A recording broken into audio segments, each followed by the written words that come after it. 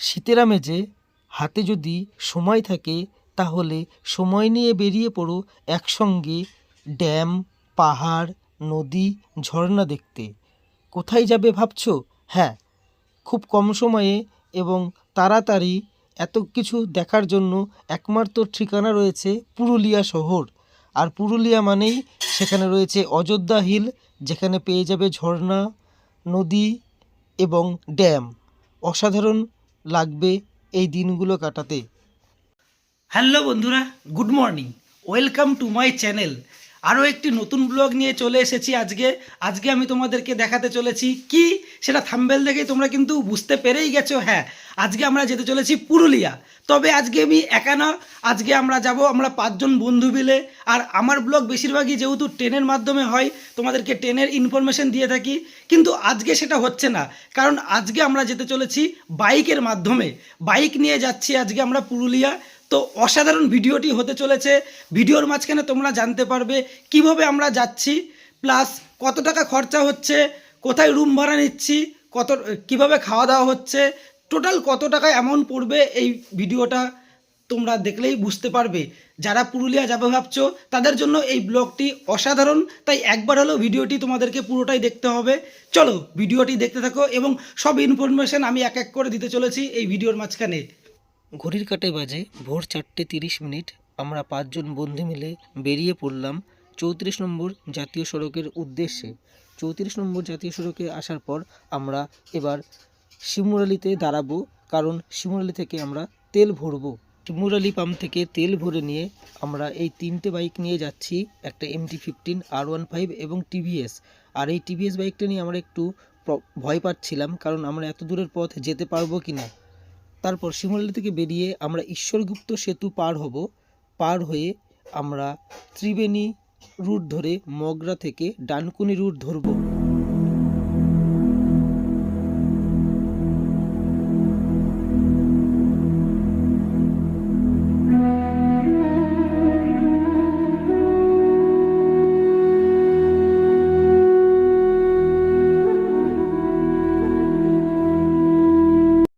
Triveni bridge পার হওয়ার পর চলে এলাম মগরা ব্রিজ পার হব। মগরা থেকে পার হয়ে আমরা এই যে ডানকুনি রুট ধরে নেব। এবার ডানকুনি রুট থেকে তারপরে আমরা ঢুকবো তারকেশ্বর রুটে। যাবার সময় আমরা এই রুটটা কেন ধরলাম, তার কারণ হচ্ছে অনেকেই কলকাতা থেকে যারা বাইক নিয়ে যাবে তাদের উদ্দেশ্যে আমি এই রুটটা ধরলাম, যাতে এই রুটটা ধরে খুব সহজেই আমরা পুরুলিয়া পৌঁছাতে পারি। কিন্তু আমাদের একটু ঘুরে হলো, যেহেতু আমাদের বাড়ি চাকদাই, তাই আমাদের ফেরার পথটা ঠিক উল্টো হবে, সেটা আমরা বলে দেবো। ফেরার পথটা তো দেখাতে পারবো না, তাই ফেরার পথটা আমি কিন্তু মুখে বলে দেবো আমরা কোন দিক দিয়ে ফিরেছি, যাতে বর্ধমান এবং কৃষ্ণনগরের সাইড থেকে যারা বাইক নিয়ে যাবে তাদের উদ্দেশ্যে। শুধু তোমাদেরকে আমি বাইকের রুট অর্থাৎ রাস্তার রুট দেখাবো না, এর সঙ্গে আমি কিন্তু ট্রেনের রুটটাও বলে দেবো। তোমরা ট্রেন পথে কলকাতা থেকে কিভাবে পুরুলিয়া, আর এখন কিন্তু পুরুলিয়ায় যাওয়ার বেস্ট সিজন, এবং ফেব্রুয়ারি মার্চ মাসেও তোমরা যেতে পারো, তাতে কোনো অসুবিধা নেই। চলে এসেছি তারকেশ্বর।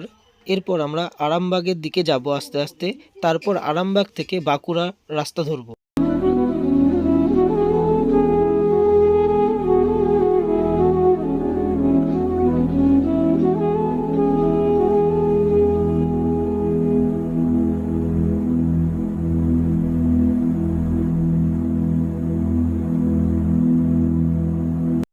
এখন ঘুরতে বাজে 8টা, আমরা আরামবাগ পৌঁছে গেছি। তাই একটু রেস্ট নেওয়া হবে এবং গাড়িগুলোকেও রেস্ট দেওয়া হবে, এবং আমরা একটু চাটা খেয়ে নেব ততক্ষণ।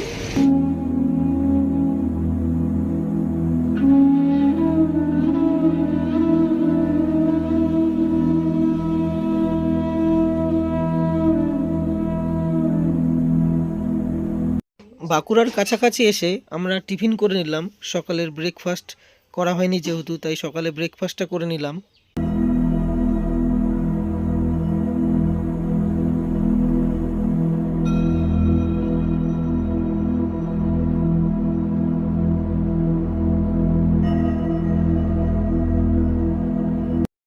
পুরুলিয়াতে আমরা প্রবেশ করে গেছি। রাস্তাগুলো দেখতেই পারছো, অসাধারণ লাগছে। যেমন সমুদ্রের ঢেউ হয় সেরকমভাবে রাস্তাগুলো কিন্তু যাচ্ছে, মানে একবার উঁচু একবার নিচু হচ্ছে। খুবই সুন্দর লাগছে পুরুলিয়াতে আসার পর। আর পুরুলিয়ায় আসার পরই আমরা গ্রাম্য পরিবেশটা দেখতে পারবে, অসাধারণ। আর পুরুলিয়াতে কিন্তু আর একটা জিনিস রয়েছে, সেটা হচ্ছে লালমাটি। আমরা বইয়ের পাতায় পড়েছিলাম যে পুরুলিয়া কিন্তু লালমাটির শহর এবং লালমাটির গ্রাম। পুরুলিয়া শহর থেকে আমরা বেরিয়ে গ্রামের পথে দিয়ে যাচ্ছি এখন অযোধ্যা পাহাড়ের দিকে। আর খুব তাড়াতাড়ি আসতে চলেছে অযোধ্যা পাহাড় আমাদের সামনে।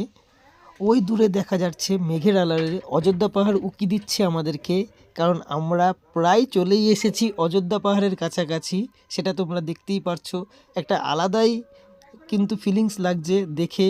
কারণ এতটা কষ্ট করে, অর্থাৎ বাইক নিয়ে প্রায় 350 কিলোমিটার আমরা রাস্তা আসার পর যখন এরকম একটা দৃশ্য দেখছি, তখন একটা আলাদাই মনের মধ্যে ফিলিংস জাগছে। ওফ, সত্যি বইয়ের পাতায় যেটা পড়েছি, আজকে আমাদের সেই অযোধ্যা পাহাড় দেখার স্বপ্নটা পূরণ হয়ে যাচ্ছে। কিভাবে তোমরা কলকাতা থেকে আসবে তার জন্য রয়েছে হাওড়া থেকে, শালিমার থেকে এবং সাঁতরাগাছি থেকে অনেক ট্রেন। তোমাদের সুবিধা মতো যেই ট্রেনটা হবে সেই ট্রেনটাই চলে এসো পাহাড় ভ্রমণ করতে। এবং আসার আগে অবশ্যই তোমরা রুম বুক করে নেবে। মনে করে পুরুলিয়া আসার পর তারপরে তোমরা কিভাবে ঘুরবে তার জন্য গাইড যদি নাও তোমরা, সেই নাম্বার আমি ডেসক্রিপশন বক্সে লিঙ্কে দিয়ে দেবো। এবং রুম ভাড়া তোমরা যে যেরকম চাও সেরকম আমি কন্ট্যাক্ট নাম্বার দিয়ে দেবো ডেসক্রিপশন বক্সে। তোমরা সেই নাম্বার দেখে ফোন করে বুকিং করে নিতে পারো।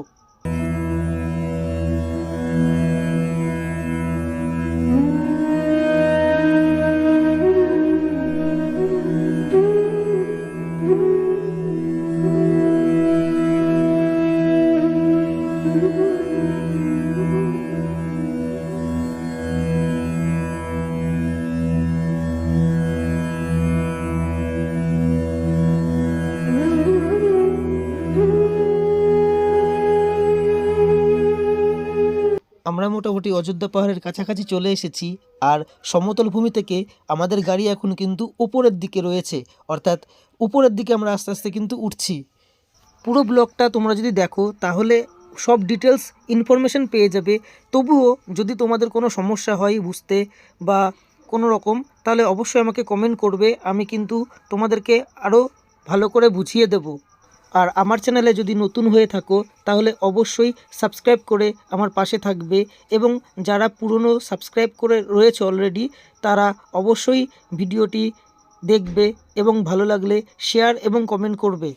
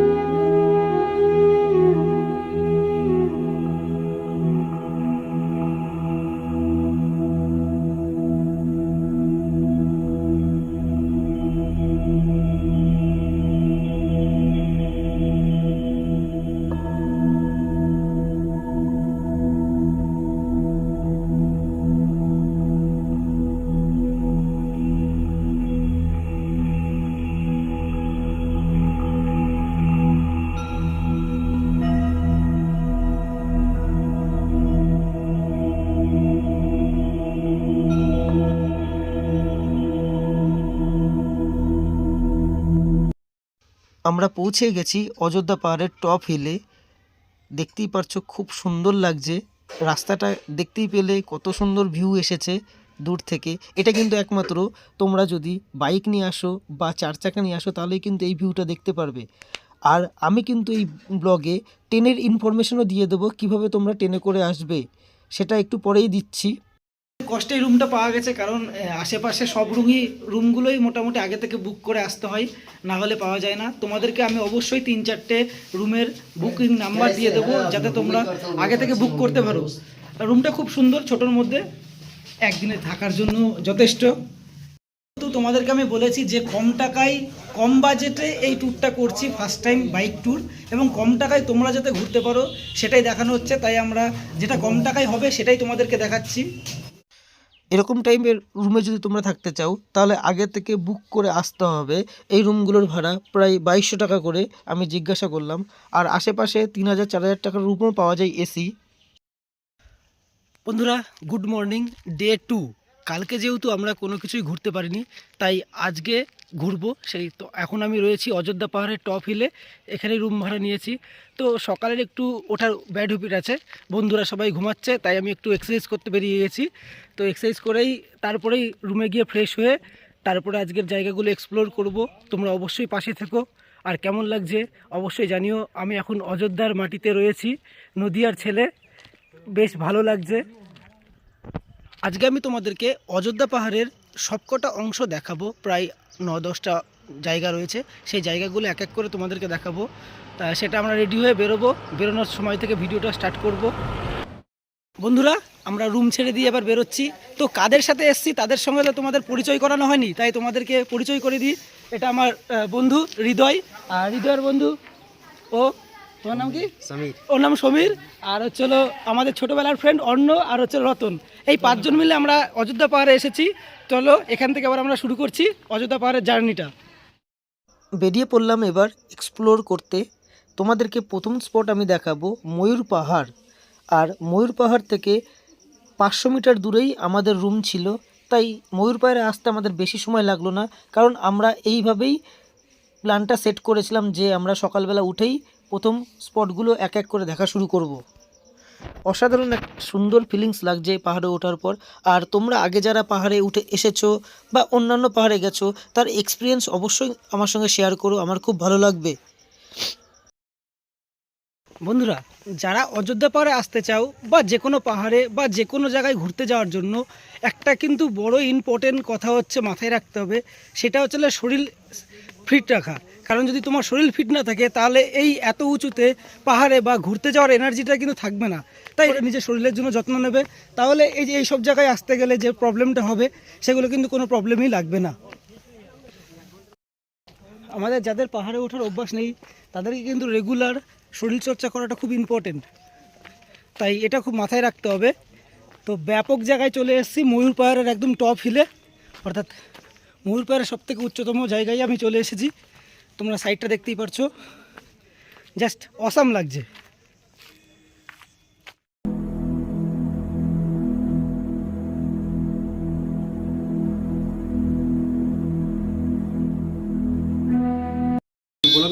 ময়ূর পাহাড় দেখার পর আমরা সকালের ব্রেকফাস্টটা করে নিলাম।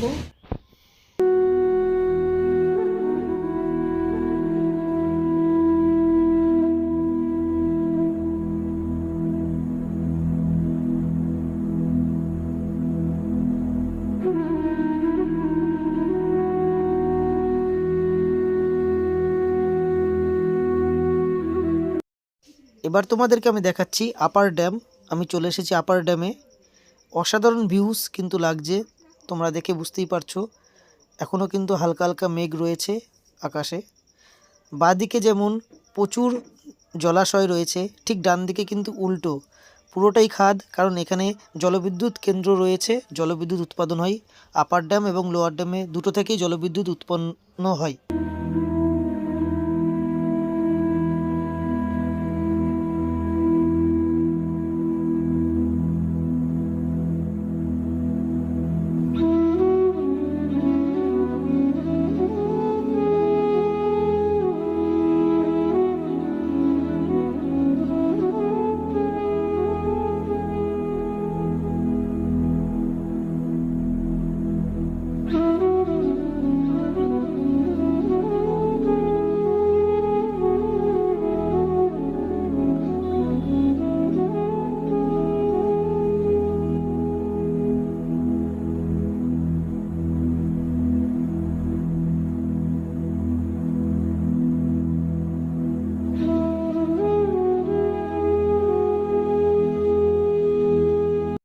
পড়ে এখান থেকে কিন্তু প্রচুর পরিমাণে বিদ্যুৎ উৎপাদন হয়।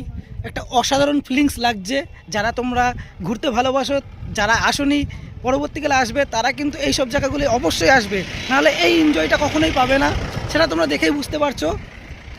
আর আরেকটা কথা বলে দিই, যেটা হলো কত টাকা করে খরচা পড়বে সেটা আমি টোটাল হিসাব করে তোমাদেরকে লাস্টে বলে দেবো, কত টাকা বাজেট হলে তোমরা এত সুন্দর জায়গাগুলো ঘুরতে পারবে।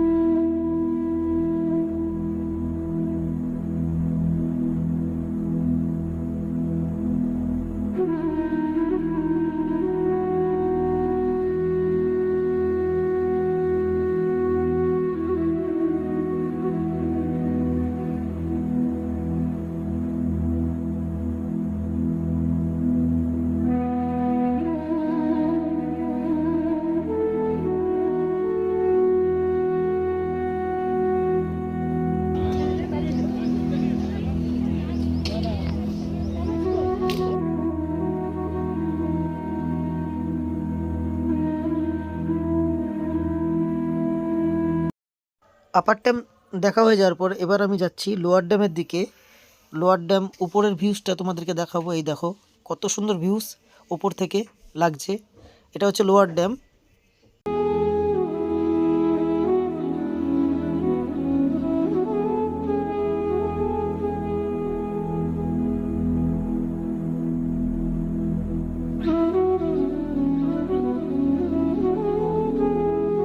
বন্ধুরা চলে এসেছি লোয়ার ড্যামে। নিচের গাড়ি এবং রাস্তাগুলোকে দেখে মনে হচ্ছে সেই পুরনো দিনের কথা মনে পড়ে গেল। আমরা ঝুলনে সাজাতাম যেরকম গাড়িগুলো, সেরকম দেখো লাগছে, অসাধারণ ফিলিংস।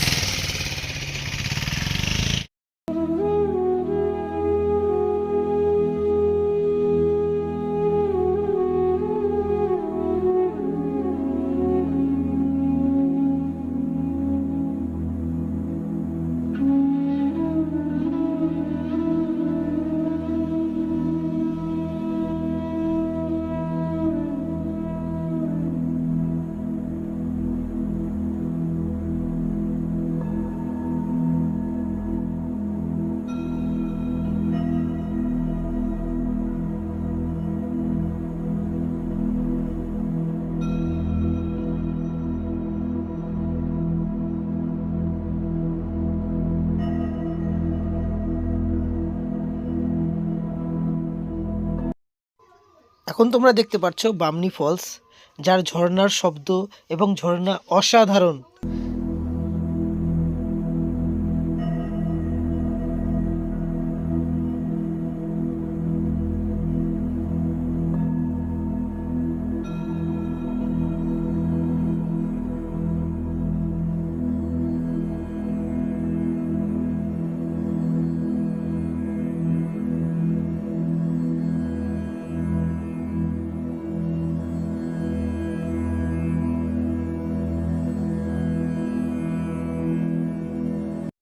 এবার তোমাদেরকে আমি দেখাচ্ছি মার্বেল লেক।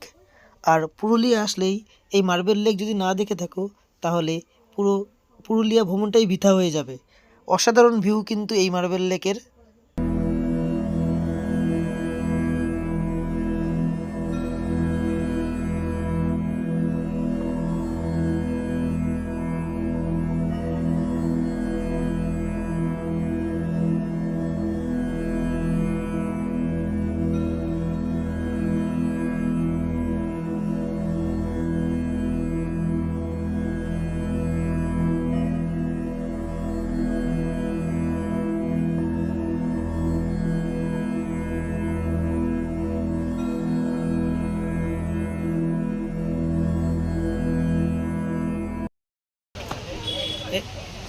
এবার তোমাদেরকে দেখাচ্ছি তুর্গা ফলস। তাই নিচে নামতে হচ্ছে, পাহাড় ভেঙে নিচে নামতে হচ্ছে এবার।